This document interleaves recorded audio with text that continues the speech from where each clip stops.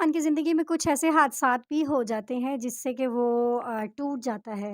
इसी तरह मेरी ज़िंदगी में एक हादसा पेश आया जिस वज़ह से मुझे ये याद आया कि मुझे अपने अल्लाह के घर, अपने अल्लाह के पास जाना चाहिए। शायद मुझसे कोई ऐसी गलती हुई हो, मुझे वहाँ जाके अल्लाह से माफ़ी माँगनी चाहिए। जब अल्लाह ताला हिदायत देते हैं ना, तो फिर पता नहीं लगता। उनको मैं कहती थी मैंने उम्रा तब करना है जब मैंने काम छोड़ना है। जब मैंने अपने मुँह से लफ़्ज़ निकाला है ना, अचानक ही बैठे हुए कि मैंने अल्लाह के घर जाना है।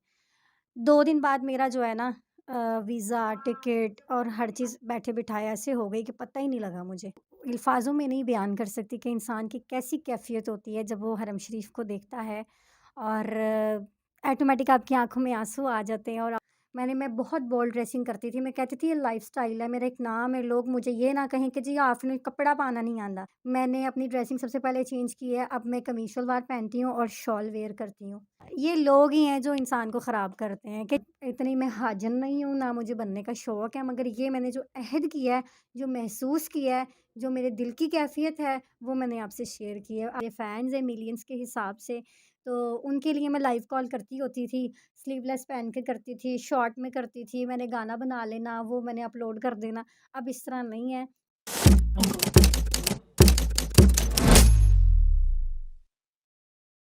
अस्सलाम वालेकुम नाजरीन, मैं हूं कुर्बान प्रिंस और आप देख रहे हैं हमारा फेसबुक और यूट्यूब चैनल।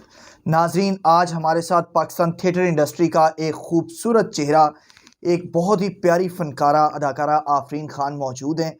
उनसे गुफ्तगू करेंगे और जानेंगे थिएटर फील्ड के हवाले से। लेकिन इससे पहले हमेशा आपने उनके बहुत से बोल्ड इंटरव्यू देखे होंगे, तस्वीर देखी होंगी, टिकटॉक वीडियोस देखी होंगी।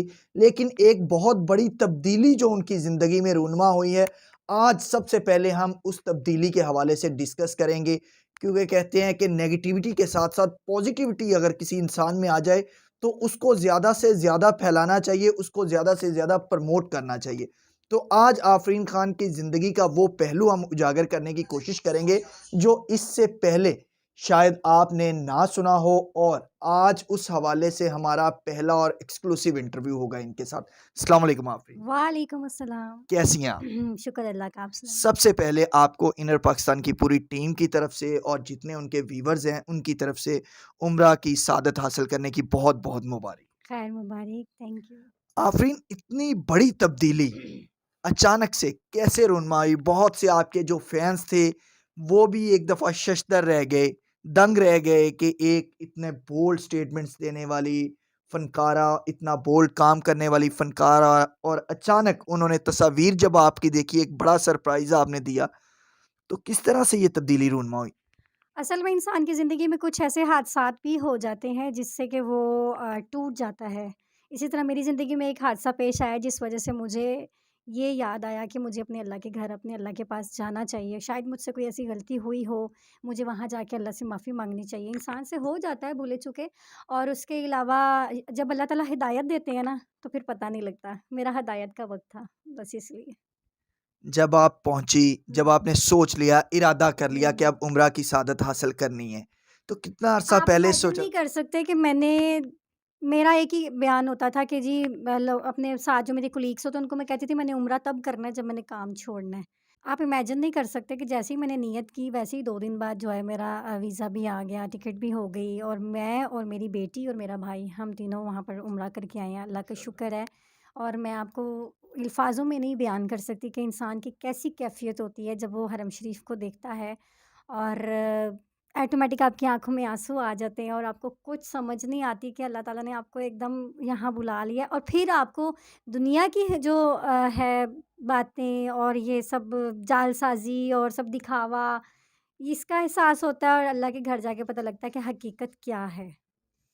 तो मैं तो कहूँगी अल्लाह पाक सबको अपने घर बुलाएँ, सबको पता नहीं मेरी कौन-सी अदा अल्लाह को पसंद आई कि अल्लाह पाक ने मुझे बुलाया, वहाँ पर सिर्फ़ बुलावे वाले जाते हैं और ऐसे कोई नहीं जा सकता, ना नाज़रीन, सिफ़ारिश आप से देख बुलाया सकते हैं जाए। इस वक्त आफरीन खान की गुफ्तगू भी सुन सकते हैं, उनके जज्बात भी आप देख रहे होंगे स्क्रीन पे कि किस तरह से जब वो उम्रा करके आ चुकी हैं और जिक्र करते हुए, बताते हुए वो अपने लम्हात को किस तरह से जज्बाती हो रही हैं। नहीं, सबसे पहले तो मैंने ये अहद किया वहाँ खड़े होके कि अल्लाह पाक मैं बहुत ज़्यादा गुनहगार हूँ, मगर मैंने जितना मैं कर सकती हूँ, जितना मेरे बस में है, मैं सबसे पहले मैंने अपनी ड्रेसिंग चेंज की है। मैं बहुत बोल्ड ड्रेसिंग करती थी। मैं कहती थी ये लाइफ़स्टाइल है, मेरा एक नाम है, लोग मुझे ये ना कहें कि जी आपने कपड़ा पाना नहीं आंदा। मगर ये सब दिखावा मुझे करने की कोई ज़रूरत नहीं है। मैंने अपनी ड्रेसिंग सबसे पहले चेंज की है, अब मैं कमीज़ शलवार पहनती हूँ और शॉल वियर करती हूँ। और काम टाइम हम काम करते हैं, वो हमारा काम है, हमारा रिज़्क़ है, हमने वो करना है। और इसके साथ अब इंशाल्लाह मैं बिज़नेस स्टार्ट करूँगी ताकि इन फ्यूचर कुछ अच्छा कर सकूँ। बहुत से हमारे थिएटर के फ़नकार हैं, जिस तरह से हाजी ख़ार ठाकुर साहब हैं, नासिर चनियोटी साहब हैं, इस तरह से बहुत से मैडम नरगिस हैं, जिन्होंने उम्रा की, हज की सआदत हासिल की और उनकी ज़िंदगी में उसके बाद बहुत बड़ी तब्दीली रूनमा हुई। तो आप भी जिस तरह से ज़िक्र कर रही हैं कि अपने मलबूसात में आप सबसे पहले तब्दीली ला रही हाँ हैं और जी। उसके बाद जो है अपना कारोबार पर्सनल को शुरू करेंगी ताकि जी। इसके साथ-साथ शोबिज़ के उसको भी रन कर सकें। जो आपके देखने वाले हैं, जो आपके चाहने वाले हैं, जो लोग आपके बारे में जानना चाहते हैं, उनको क्या पैगाम देना चाहेंगी कि जो बिला वजह कुछ लोग ऐसे भी होते हैं जहाँ पर पॉज़िटिविटी होती है, नेगेटिविटी भी होती है। जहाँ नेगेटिविटी होती है, वहाँ पॉज़िटिविटी होती है। हमारे यहाँ ये ट्रेंड ज़्यादा है कि हम लोगों पर तनकीद करने को ज़्यादा तरजीह देते हैं, जबकि उसकी अच्छी अदात को कम उजागर करते हैं। असल में जो है ना, ये लोग ही हैं जो इंसान को ख़राब करते हैं कि जब वो अच्छा कर रहा होता है तब भी उसे बैड कमेंट्स करेंगे, बैड व्यूज़ देंगे। उस वज़ह से फिर वो कहता है कि यार मुझे तो लोग बुरा कहते ही हैं, क्यों ना फिर मैं वही करूँ जो लाइक हो रहा है। और दुनिया में आजकल लाइक होता है सबसे ज़्यादा बोल्डनेस। ठीक है, आप बोल्ड हों, आप लाइव कॉल्स पे आएँ, आप जी सेक्सी-सेक्सी वीडियोज़ बनाएँ, उस पे लाइक्स आते हैं, कहते हैं जी ए बड़ी सोहनी कुड़ी है जी, ए कुड़ी पॉपुलर है, हिट है, और फिर उसे पासे लग जाती है।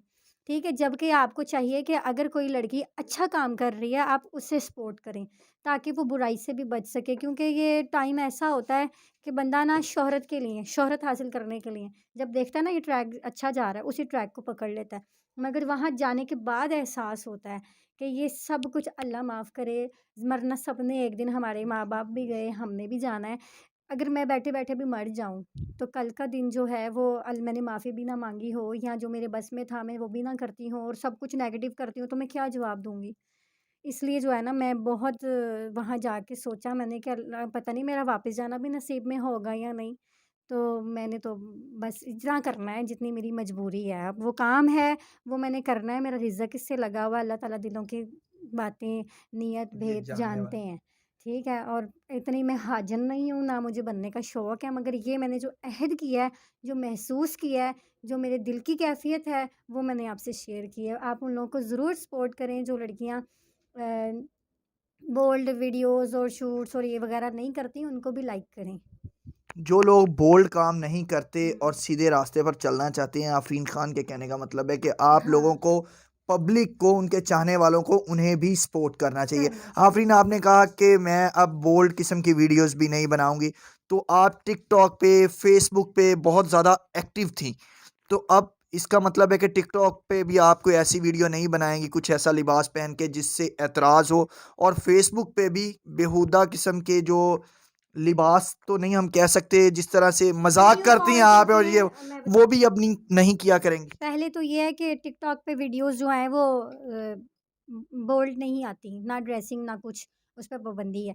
दूसरी बात ये है कि वैसे जो दिल है ना मेरा दिल, वो जब से मैं आई हूँ ना, टिकटॉक बनाने को किया ही नहीं। गुड, ज़बरदस्त। मैंने बनाया ही नहीं। रही मेरे पेज की लाइव कॉल, क्योंकि मेरी शोहरत उससे है, मेरा पेज जो है उस पे जो मेरे फैन्स हैं मिलियंस के हिसाब से, तो उनके लिए मैं लाइव कॉल करती होती थी, स्लीवलेस पहन के करती थी, शॉर्ट में करती थी, मैंने गाना बना लेना, वो मैंने अपलोड कर देना। अब इस तरह नहीं है।